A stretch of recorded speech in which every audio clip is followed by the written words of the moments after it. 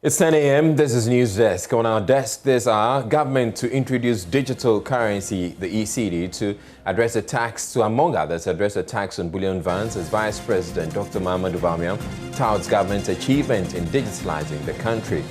We have an analysis of his delivery at Ashesi University on Tuesday. More trouble for embattled-jabbing MC nominee as the special prosecutor invites him for questioning. We'll hear from an anti-graft campaigner on the show.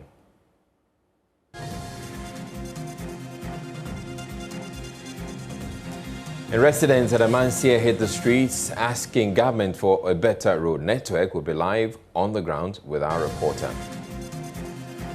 We have business and sports, all in this package. Stay tuned in. I'm Israel. Let's get into our stories now. Vice President Dr. Mahamudu Bawumia has revealed that government is expecting the introduction of the digital currency, the ECD, to address a tax on bullion vans. According to him, the ECD, when implemented, will drastically reduce cash transactions and bring transparency to all transactions in the country.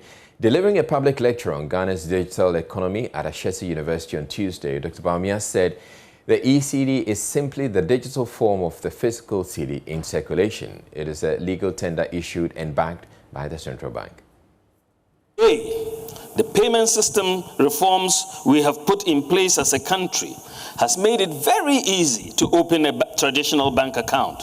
For many banks now, anyone can open a bank account remotely through their mobile money, their mobile phones, without even visiting the branch or filling out forms. Clients need only a valid national ID card and no documentation. You dial a USS code, put in your national ID card number, and pronto, a bank account is open for you. This is progress. As stated, in the informal sector, which is dominated by cash payments, most merchants are reluctant to accept other forms of payment for reasons of cost and convenience.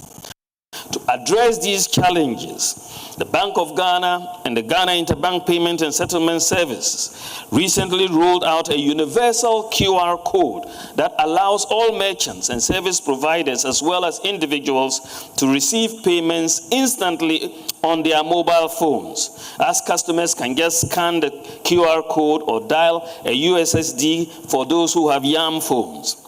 The universal QR code is very conducive for merchants because all they need is the mobile phone. They don't need a point of sale device, and when payment is made, it goes into their Momo or their bank account instantly, and they will receive an alert instantly.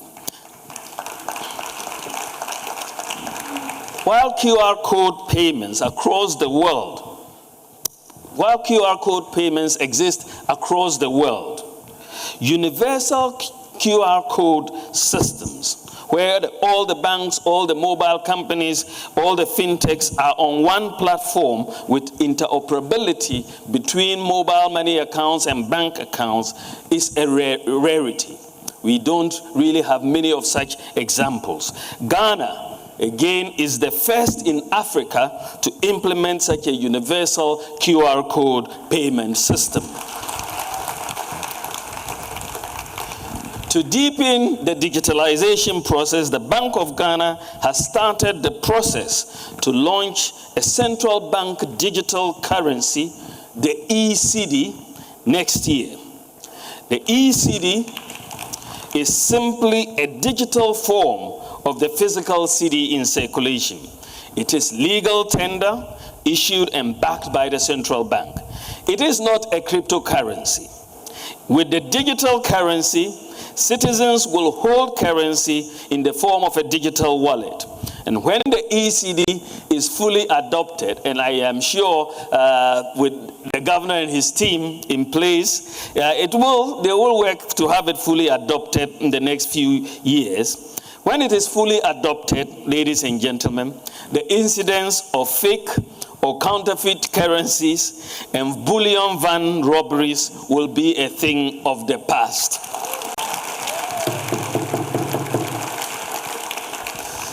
All right, let's speak with Professor Lord Mensah. He's a senior lecturer at the University of Ghana Business School. Good morning to you, Prof, and thank you for making time to speak with us. Now, I would want to understand if you appreciate how this ECD will work, and how different is it from, moving money from one bank account to another bank account electronically?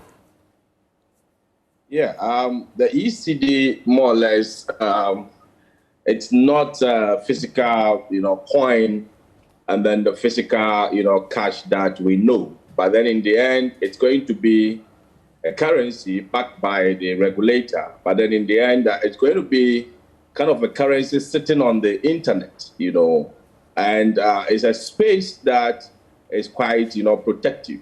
We need to understand, the digitalization of economies globally as we speak now. Now, the transformation of, goods and services, how they are consumed and how they exchange hands are mainly being digitized. And so that is the global trend now. But I would say that it is just money sitting on the internet, basically. All right. Again, so the question is, how different is it from, having funds in your bank account that you can transfer electronically to another bank account? Right. So you see, for bank to bank, you're looking at money in one account and then being moved to another account. In this case, it can be used for transactions even at a till. So purposely, if you go to the shop and then the shop is also hooked onto the internet system, you should be able to use that for a transaction. So that is different. It's going to expand the scope of transactions. As you mentioned earlier, we can do bank-to-bank transaction now, but when you have money sitting in your account, you ask yourself, what can you do with it? Unless maybe you go to the banking hall to cash in the money, or maybe you go to the mobile money, outlet to cash the money, and then before you can do a transaction. But this time round, you can easily transfer, whilst you are at the till or at the shop. All right, again, when you're looking at that, and then I'll say, well, I have my plastic, I have my debit card or my credit card, and especially the debit card. With that, I can make payments at POS devices or any terminal at all that accepts it. Yes, it makes sense to look at it that way. But then in that case, you are not necessarily going to use a card. It's just a transaction in a space that does not hold any physical activity like a card or maybe swapping, maybe a digit or something. It's just a transaction that is going to happen on the space of the internet. What are the advantages that it has over the other forms of electronic payments or payment systems that we have right now? Well, this is more or less looking at in aggregation what is going to happen in the transaction space. Because it has been regulated, when you want to catch up the economy in real time, you can easily measure the quantum of transactions that are going on. Unlike the normal ones that we have, it has to go through several channels. The banks need to close their accounts at the end of the day and then possibly move funds here and there across various banks before the central bank can capture some of these details. But for this one, I think once it's been regulated and highly tracked across various points, I think the Bank of Ghana should be able to track the various transactions that are going on. The advantage is going to be that it will go a long way to help the economy track the possible transactions and possibly look at where you can fix taxes here and there. All right, so I probably should get a better understanding of how this operates, and I will do that. But let's look at the other things that the Vice President said in his speech on digitalizing the economy. He talked about the e-card, the Ghana card, for instance, becoming acceptable in many airports across the world. 197 airports, he said, from February next year. What do you make of that as well, and how is that going to advance the digitalization that we're having? Yeah, if you have the Ghana card, the integration of the card to the platforms that we're going to digitize the economy is very, very important.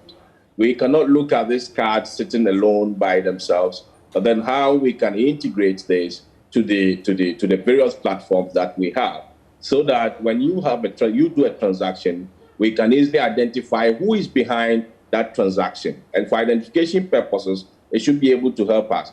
We shouldn't think that, the digital space has no risk. I mean, when you talk about, things like cyber crimes and all those, we're going to have that, growing up. So we need to identify the people behind transactions. So the database that we have as far as our national identification card is concerned, is going to prep up, how we can digitize the economy. Now, one of the things that has come up is this e-farmer initiative that the Vice President is talking about. And there are those who are saying that the government is getting into an area that should have been left for the private sector, and that if government goes in there and is not able to follow it through, it gets to a point where government will back off. But at that point, you would have discouraged the private sector players that are already in that space. Is that a realistic assumption? Well, it is because these are more or less a policy-backed, initiatives. And in the end, if government takes on something, we are aware of some of these things that we can sublet to the private sector. And so if the government takes it up and in the end, it does not yield anything, effectively, anybody that wants to go into that sector will be discouraged. And for me, I do support that clearly. And so it's about time the government looks at the part of the digitization that they can cede off to the private man, so that in the end, it will not be like a wholly owned government initiative for the government to, go in there and possibly not being able to achieve what is required of this digitization. And one other thing that is also coming up is the issue of transparency in procurement when it comes to some of these initiatives that government is talking about. There are those who are saying that it will be good if government is very transparent about how it goes about the procurement, so that we don't end up paying too much for something that ideally should cost a whole lot less. Well, I have been looking at these initiatives and I always ask myself that, how is it going to create a benefit for us? And like you said, if it turns out that the cost to it are so high, then it means that the benefit will be nothing to write about. In the end, we might have something going on, but then the impact as expected might not be felt. All these things going forward, I presume that should build up into our revenue generation. And it's a digitization kind of economy. And we don't expect that it will take a longer time for us to feel the impact. And so if at the end of the day we initiate all this and it turns up that our revenue is still not, going up as expected, then I would say that, yes, indeed, it's a project that is not yielding anything for us. So we should critically look at the cost. Very, very important. It's something that government is going into. We all appreciate the fact that it will help the economy. But if it's coming at a higher cost, which is going to dwindle, the benefits that we're expecting from it, I would say that, yes, it won't be something that we should look at. But then also with the procurement, it's a space that we don't have much, kind of market. And so if you are to open up to, let's say, you're going to have 3 companies coming to bid for a particular part of the, the whole transaction, possibly you might not get it. But in the end, even if you are going for, procurement package, you should be able to negotiate and take the country at heart, so that we can realize the benefits that will come with these initiatives. All right, thank you very much, Professor Lord Mensah. He's a senior lecturer at the University of Ghana Business School. We appreciate your time here on News Desk. Moving on, Ghana has been identified as one of the countries fast depleting its forest reserves. President Akufo-Addo revealed this in a meeting with a Ghanaian delegation attending the ongoing UN Climate Change Conference in Glasgow. The president, who has expressed shock at this revelation, has tasked the Lands and Forestry Minister and the Forestry Commission to immediately fix this. The actions we are taking, these fast things that we are taking in terms of restoring our forest cover, I was shocked when I heard the information, and I knew it was a substantial issue. I didn't realize that we were in such a poor situation until today. So the action, reality, and the rest of it, the plans you have for us to regain our forest cover. We need to really run them up.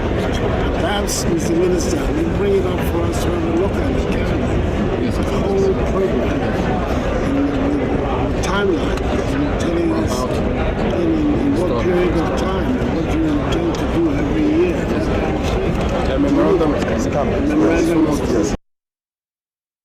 Right, so Seth Kwame Boateng is joining us live from Glasgow with more on this. Now, Seth, any idea why the president is shocked by this revelation? Because he said he knew we were depleting our first reserves, but he didn't know it was that serious until he went into a meeting. It was from that meeting that he joined the Ghanaian delegation who are in Glasgow, that he said he found it very serious, and how they painted the picture is quite serious. And so he tasked the Minister of Lands and Forestry, John Akujinapop, who is presently speaking at a function on afforestation and what Ghana is doing to preserve our forest reserves. He was on the same platform with Secretary Kerry, and he finished speaking just a while ago. And Akujinapop is about giving his side to paint the picture to the world how Ghana is dealing with our forest reserves. John Kerry a while ago said that the way things are going, it appears the world is losing our forest reserves to the side of South Korea every year. That's quite serious. He is part of the climate change. The U.S. appointed him to lead climate change for them in an aspect. So he's saying that it's about time all countries joined for this to be fixed, so that we can combat climate change, the effect of climate change, which we are told the effect Africa is really experiencing the effect of that much more than other countries, even though Africa is producing or is emitting just a little under 4% of the world emissions. Now, Seth, do you know the information that was given to the president that got him shocked? What is it that he was told about how we're quickly depleting our forest reserves that got him so shocked? I think they presented statistics to him in that meeting, so he came back very disturbed. So when he sat down, the Minister for Forestry was right beside him, and he told them that this is what he's been told. He thought we were doing something. Yeah, he is planting trees in Ghana. He thought we were doing so much, but he didn't know it was this serious, because we are among few countries in the world that fast depleting their forest reserves. And he was quite emotional about it. So he tasked, I was there when he called the Forestry Commission head and told the head that this must be fixed, and told the minister. The minister was supposed to tell him that yes, this appears to be the situation, but he can tell the president that Ghana has been planting more trees under his tenure than since 1957. So they have statistics to back that under his tenure, much is being done to protect our forest reserves in Israel. All right, the president, during the opening, the plenary, I recall he has been talking about the tree planting exercise that we've been embarking on. Did it come up how we're sustaining this exercise as in ensuring that the trees that have been planted are being catered to? That didn't come up, Israel, but he told them that his plan was to plant 5 million trees in June, but Ghana did 7 million, so we did 2 million more. And he told them that next year, next year, we are actually going to plant 20 million trees. And that's what he told the world. And plans to do that are underway. And he's committed because he says this is what he can do from our side to promote climate change, to mitigate the effect of climate change in the country and in the world. So the instructions that the president gave to the minister and the other government officials who are with him, has it been indicated how exactly we're going to fix this problem of the forest being depleted? So in the next minute, you see the Minister for Forestry, Lands and Forestry speak at this program underway now. They are talking about how we can preserve our forest reserves. I'm sure it's going to come up. When he's done with this meeting, he has another one at our pavilion, Ghana Pavilion, where he's meeting other stakeholders to discuss that. So I'm sure it will come up. So by midday, we would have had something concrete to share with our viewers. All right. Thank you very much, Seth Kwame Boateng, who's bringing us that update live from Glasgow.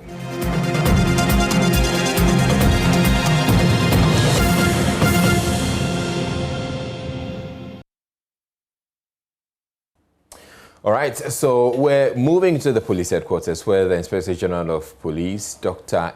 George Ekufu Dampare, is meeting civil society organizations. We're crossing over live now.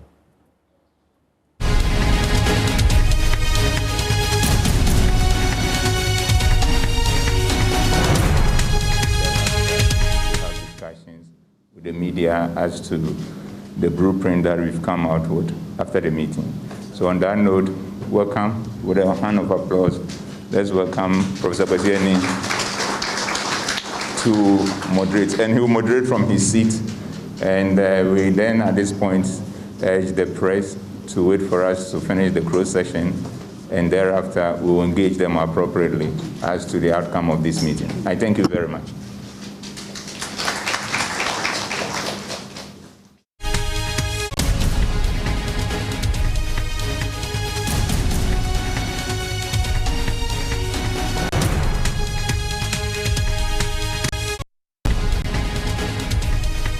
So we have lost the feed from the meeting between the IGP and the civil society organization. We'll get back to it immediately. We have that available.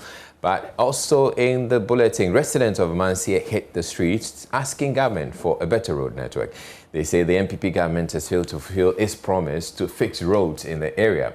Residents say livelihoods have been affected by the deteriorating road. Loud FM's Nana Yaujima is in the area and joins us live with an update. Hello, Nana. So what's the very latest with their demonstration?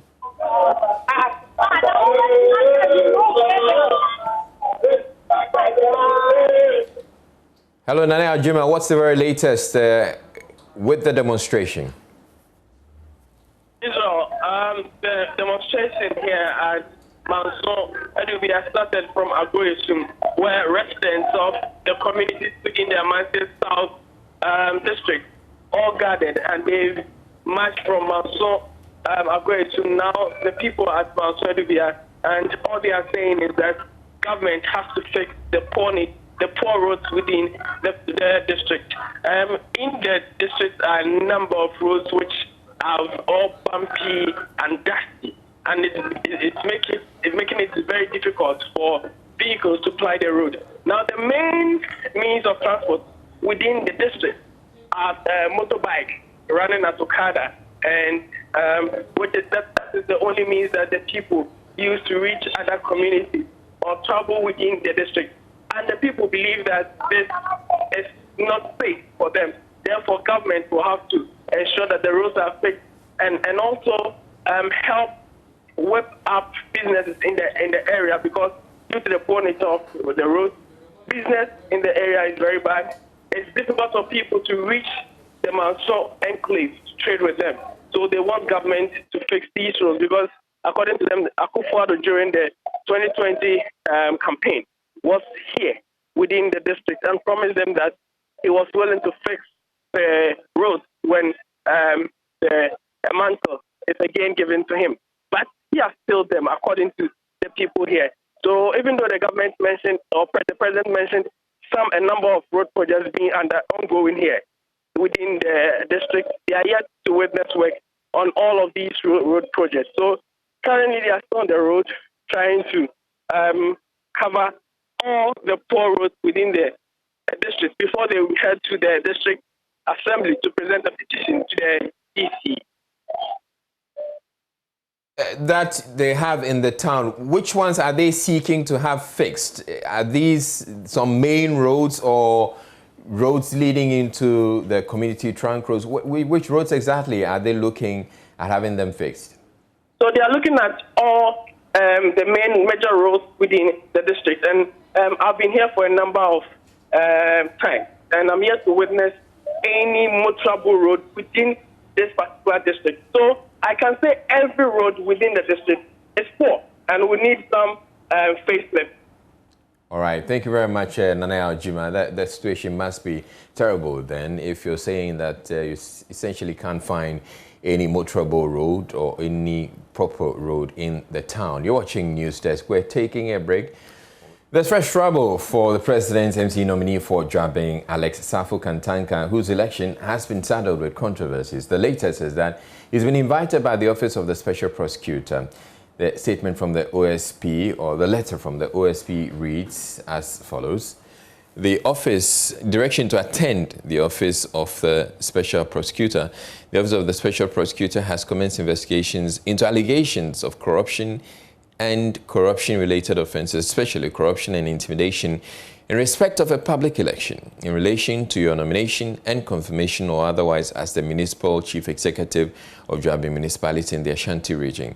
The OSP considers you a person necessary for the investigations. You are directed to attend in person the office of the OSP at 6 Haile Selassie Avenue, Southbridge, Accra, with digital address GA0790906 on Tuesday, November 9, 2021 at 2:30 in the afternoon for interviewing. You may be accompanied by a counsel of your choice. So this invitation was supposed to have been honored yesterday, Tuesday, or actually next week, Tuesday, November 9, and is signed by Kesia Jabeng, who's the Special Prosecutor. Let's get to the Ghana Integrity Initiative's Bright Soul for more on this. Good morning to you, Mr. Soul. Now, what do you make of this invitation from the Office of the Special Prosecutor, especially when it's coming on the back of a similar invitation, in fact, the arrest of the MC nominee by the police?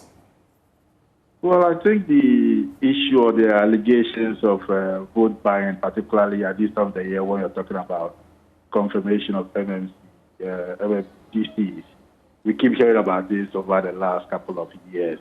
People will apparently give money to be confirmed. And I think one of the issues why it's also come out is that when people give out these monies and they don't get a confirmation, they do get bitter. It's something that as a society we've worked on, many years. Kodio has done a lot of work on this, but we've not got that traction from those who are in charge to follow up and take these issues up. So to hear that the Special Prosecutor has actually taken on one of such issues and looks like he intends to investigate it is something that is of certain joy to the anti-corruption community. But again, we just hope that it does not start and end with Mr. Katanka, because there are several of these that we've heard over the last couple of years, in this year's MMDC issues. And we are hoping that the investigation they want to do, they'll look at the issue holistically, however there is the evidence, to invite such members also to investigate the issue. All right, so as I indicated earlier, the police has already taken up this matter, and Mr. Katanka was arrested. He has been granted bail. Should we still have the Special Prosecutor dealing or investigating an issue that the police has already taken up? I think this issue came up, and we've also always discussed the issue of theft war, but it's not necessarily a theft war issue we are looking at this stage, because if the police have a mandate to be able to take on this issue, so that the Special Prosecutor. But at some point, the two institutions will have to have a conversation. I think usually the very specialized office in that particular area, which in this case I suspect might be the OSP, will be the one to take up the issue. So the institutions will have to communicate, and obviously one of them have to be able to continue the investigations while the other one handles it, or give the case to the other one. So it's not particularly rare that such things happen, but as soon as it happens, the institutions communicate. And whichever is more specialized in the particular incident and investigation, or particular crime, normally handles it. How differently, Mr. So, do you think the Special Prosecutor is going to handle it from the way the police is handling it? Well, I mean, I cannot speak too hard. If I only speak to the mandate, as it were, the police is in charge of basically all kinds of crime that goes to the country. Yeah, they can invite you for all manner of crime that is committed in this country. The Special Prosecutor is the one specialized on corruption issues. So we'll have to go to determine what we are looking at, what the investigation is, an instance of electoral corruption. If you look at our laws, the political parties law, Act 574 of 2000, look at the People's Representation, the Representation of People's Law, PNC Law 284, which of 1992. The guidelines are there. So as long as determined that these are instances of corruption, then of course the specialized office is the one that gets to handle it. Then the word specialized is what the emphasis should be on, that the particular office has men and women who have competence in that particular area, specialized competence in that particular area, and therefore can handle the case a lot better. I think that's where the drawing line is going to. All right, thank you very much, Bright, so who is with the Ghana Integrity initiative. Meanwhile, a member of parliament for Jabusu, Kwabena Mintakando, is asking the House to probe the questionable election of some metropolitan, municipal and district chief executives. His statement on the floor of the House was after tensions reached boiling point over the controversy surrounding the election of MDCs in the country. The NP cited the case of the Jabusu district, where a presiding member is challenging the approval of the DC nominee, who he alleges was conducted, or which election he alleges was conducted on the blind side of assembly members. Mr. Speaker, at the core of our democratic practice is elections, an opportunity for opposing elements to register their displeasure with how and by whom they are being governed, and any attempt to silence, muzzle, or rid citizens and elected representatives of their right to oppose decisions made on their behalf have the potential to open the doors of anarchy and lead to an open disastrous revolt. This must by all means be prevented. Mr. Speaker, unfortunately, it is not a unique occurrence, but seems to have been flawlessly replicated in several districts across the country. The plethora of locations where such horrible examples include Swaman District, Babiani Anyanso Bekwai, and Sachirakumawu. Mr. Speaker, although MPs are non-voting members of the District Assembly, they are ex officio members of the Assembly who must be present at meetings of the Assembly. Mr. Speaker, the Kumawu MP, however, had the unfortunate ordeal of being barricaded out of the Assembly Hall where meetings to conduct elections for the president nominee for the Kumawu district was ongoing. The preponderance of such precedents and developments, as outlined, are fast eroding public confidence in the democratic practice, and frantic efforts are needed to reinstate the fast-waning confidence in the outcome of our democratic process. If efforts are not made to redirect Ghana's democratic vessel back to the path of rectitude, we may end up like the unfortunate stories of military revolts or coup d'etats and social unrest across the continent with their attendant socioeconomic stagnation and retrogression. As legislators or members of parliament, we have through democratic process emerged as voices for countless thousands. For this reason, we must raise our voices against such acts that have the likelihood of getting us back.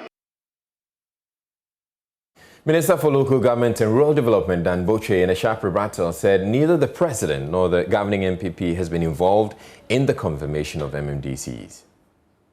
The manuals of, Hansard of this House is saying that this matter should not be dealt with by the ruling MPP. It's admission of the fact that a political party is involved in the process of confirming an MMDC. But that's not the case. The Act 96, which we passed in this parliament, there's nowhere where a political party gets involved in this. Again, this is not NPP Ghana or Akufo-Addo's Ghana. It's allowed to stand in this House. Mr. Minister, and I'm saying that I'm surprised. Mr. Minister, yes. I share your position perfectly, but yes. I wish you didn't go to that angle of you are surprised this statement was admitted. If you can take off that aspect, I would be more respectful. I'm no longer surprised. I'm no longer surprised. I'm no longer surprised that consistent with what is happening, such a statement has been made in this House. I'm no longer surprised at all. I'm not surprised. But let it be made clear that it's full of fallacy. The process of confirmation of MMDCA is aligned in the Constitution and in Act 936. At nowhere is a political party involved. At nowhere is the executive president involved. And it is clear that the presiding member calls for the meeting of the Assembly. He invites the Electoral Commission and the process takes place. That is it. And therefore, for anybody to make a statement, Mr. Minister, hold on. The Tamale Metropolitan Assembly has begun an exercise to reinstate Tamale as the cleanest city in the country. Mayor Sule Salifu says his outfit will work to ensure the city regains its lost pride, having been declared the cleanest city by the Ghana Tourist Board for 3 consecutive times over the years. Correspondent Martina Bogre has the rest of the story. Tamale Metropolis, like any other big city, has its peculiar challenges when it comes to sanitation. In recent times, there has been loads of garbage along the Tamale Sports Stadium stretch and many other areas, which people have described as hazardous to people who live and work around these places. But over the week, the Tamale Metro Assembly and Zoom Lion have begun evacuation of this filth and the provision of litter bins in some areas. Speaking at one of the waste distribution centers, the Mayor Sule Salifu said it would be a wasteful effort if the assembly would evacuate this litter and does not provide litter bins. We want to ensure that Tamale is restored days where it was described and named as the cleanest city. We cannot do this alone. The Assembly has partnered Zoom Lion Ghana Limited to evacuate the refuse dumps in the metro. We have done that. We are going to continue to do the evacuation. But steps must be taken to ensure that if waste is evacuated somewhere, measures are put in place to ensure that waste is not brought back to the place again. He said the litter bins are not for free. Recipients will pay a token to enable Zoom Lion provide logistics for its collection. We are not leaving the containers here for free. The containers that is being distributed today is not for free. People would have to pay to enable Zoom Lion provide the needed logistics for its evacuation. So it's not for free. But where we have these big containers for the entire community, the pay-as-you-dump policy is going to be enforced. The mayor said the assembly alone cannot do this unless it forms synergies with other stakeholders. In terms of picking the waste, yes, that's what we are doing with Zoom Live. You see, consultation is key in this enterprise. If we want to say that we are the Tamale Metropolitan Assembly officers, we can do it alone. These are some of the problems that we are going to encounter. And that is why, before we moved into this community, we informed the assemblyman. We went to the chiefs. They have all agreed. If enough consultation is done with the people, the stakeholders, I'm sure we will not pay. And the Zoom Lion people are here. They are paid out of the monies that they collect from these shop owners. And I'm saying that once we collaborate and coordinate, consult deeply, consistency in terms of collection and disposal of the waste to its appropriate places will be ensured. Now, selling products to clients can be an arduous task if knowledge about the product is vague. But that is not the experience of the sales executives at the just-ended EcoBank Journeys Habitat Fair. They tell Hannah Dami talking to and convincing customers for 5 days boosted their morale and confidence. I was a bit shy.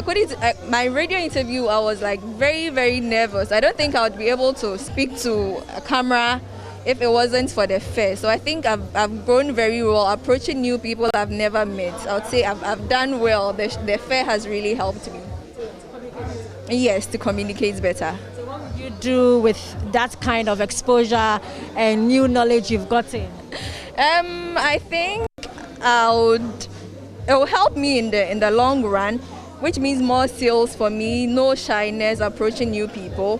So yeah, it will help me do better. Yeah. We have pictures here which I just draw the attention to that. Welcome to the last inn. If you have problems like this in your house, we are the last stop for you. That's all. And once I say that, they are ready to listen. I think the first one, even though I was able to speak, I think this one is like my confidence is like higher. Like, I've gained much better confidence. Yeah. Now you just don't talk anyhow. You know what to say. You don't know what to say. Like those kind of things. Yeah. There are some things you know when you say it, you just gotten your customer. Yeah. So what you do when you're talking to a customer who doesn't clearly understand what you are saying, or you think the person is not even interested, how do you do that? So you pitch in the discounts. The discount is something that they are so much interested in. So when they get enlightened about the discount, you say, oh, okay, can I get it cheaper? Then, so by that you are just involved. Yeah, you just get them involved, and they will just buy into what you are doing. Some people don't really understand, or they feel like they are not experiencing the problem, so they don't need a solution. But then immediately you show it to them, like they are able to understand, and then they come back. Yeah. So would you say your job as a salesperson is easy or difficult? I mean, it all depends on the customer. Yes, if you are interested in the product, it's easy. If you are experiencing the problem and we bring you the solution, it's easy. But for people who feel like they don't need the solution, it's a bit difficult to convince them. So have you enjoyed it or you have regretted it? Oh, I've enjoyed this. Like seeing the views of different people and being able to convince people and showing people the right solution to their problems. You can see the joy and the satisfaction that they found the right solution.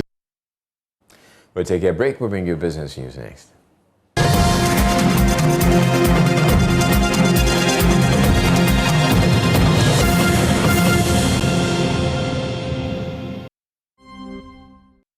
In business, the Institute of Statistical, Social and Economic Research is charging the government to reassess the newly introduced taxes in this year's budget to ensure that the primary purpose of revenue mobilization is fully achieved.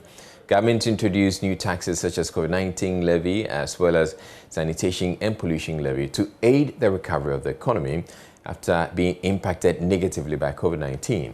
Director of ASEP, Professor Peter Quote, spoke at the launch of the State of the Economy report for 2020. There's more in the following report.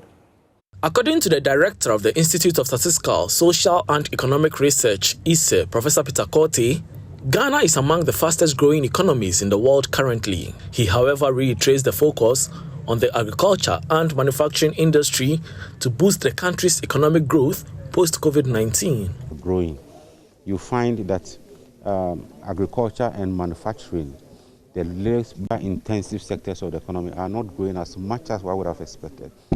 And if that is not the case, that is not happening, it's going to affect our job creation efforts. So these are critical areas that employ more people.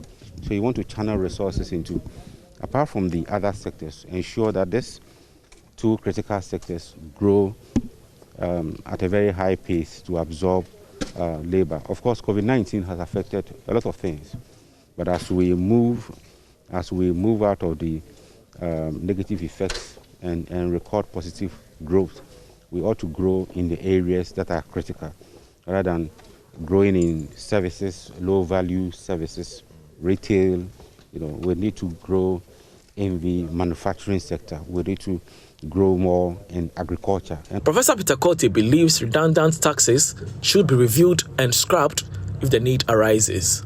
This, according to him, will help in the country's revenue mobilization. The government needs the revenue. We enjoy the freebies, so it has to be paid for. But what I'm saying is some are not yielding the needed revenue. So like the sanitation levy, for instance, the last, the quarter 2 2021 figures show that they are not yielding much. It is the COVID-19 levy, health levy, as well as the financial sector levy that is raking in the revenue. But sanitation levy, for instance, is not bringing in much. So a review of these taxes to see whether they are being efficient or we are rather spending more money collecting this little revenue. You scrap them and replace them with something that will bring in more revenue to the system. The United Nations Development Programme has invested $500,000 in 42 entrepreneurs over the last year to help them grow their businesses. According to UNDP's country representative to Ghana, Dr. Angela Lusigi, this is to support micro, small and medium-scale enterprises to recover from the impact of COVID-19. Speaking at the Strategic Communication Capacity Building Training for MSMEs, Dr. Lusigi said this is part of a grand scheme to achieve the Sustainable Development Goals.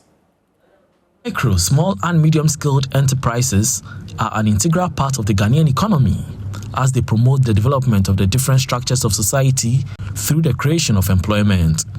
In recognition of this, the UNDP supported the businesses in order to accelerate their growth. Here's UNDP's country representative to Ghana, Dr. Angela Lusigi, at the Strategic Communication Capacity Building Training for MSMEs. The last year, UNDP has been supporting young innovators across Ghana. With the COVID-19 pandemic, we carried out a challenge where we identified innovators who are doing things across Ghana to create jobs. And we realized that there was a gap because there were young innovators who came up with excellent ideas and solutions, but they needed support. It included financing. It also included information on how to better build their businesses. And then we did a COVID-19 business tracker where we identified a gap when it comes to digital communication. Today we have 30 participants in the program, but over the last year we have supported 42 young innovators and provided 500,000 in seed funding for their businesses. One of the participants, Enoch K2, said he looked forward to building his communication skills after the training. I joined because there is a lot to catch up in communications on the part of my business. So being part of this training is a blessing for me to be able to do more in terms of communication, and then also letting the world know about Kino KG Herbal Clinic Limited and our products. After the program, I expect that I'll be able to be more active on the media, especially when it comes to social media, our website, and all the other spaces that I can take advantage of. We take a break and to bring you sports news.